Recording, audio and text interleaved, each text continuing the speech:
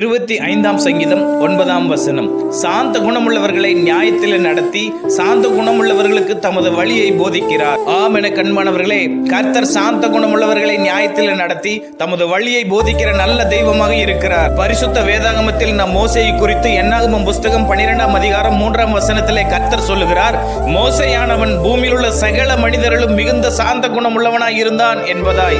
மோசே தன்னுடைய மாமனாகிய எத்ரோவின் ஆடுகளை வனாந்தரத்தின் பின்புறத்திலே ஓட்டி தேவ பர்வதமாகிய ஓரேப் மட்டும் வரும் பொழுது கர்த்தருடைய தூதனானவர் முட்செடியின் நடுவில் இருந்து உண்டான அக்கினி ஜுவாலையிலிருந்து மோசேயிடம் பேசினார். ஆமாங்க, இஸ்ரவேல் ஜனங்களை எகிப்து தேசத்தின் அடிமைத்தனத்திலிருந்து மீட்டு அவர்களை பாலும் தேனும் ஓடுகிற கானான் தேசத்துக்கு நேராய் வழிநடத்தும்படி மோசேயை தெரிந்து கொண்டு தம்முடைய நியாயங்களையும் தம்முடைய வழிகளையும் மோசேக்கு போதித்து இஸ்ரவேல் ஜனங்களை அடிமைத்தனத்திலிருந்து மீட்டு வழி நடத்தினார். ஆமாங்க, நாமும் சாந்த குணம் உள்ளவர்களாயும் பரிசுத்தமாயும் ஜீவிக்கும் பொழுது நமக்கும் தம்முடைய நியாயங்களையும் வழிகளையும் போதித்து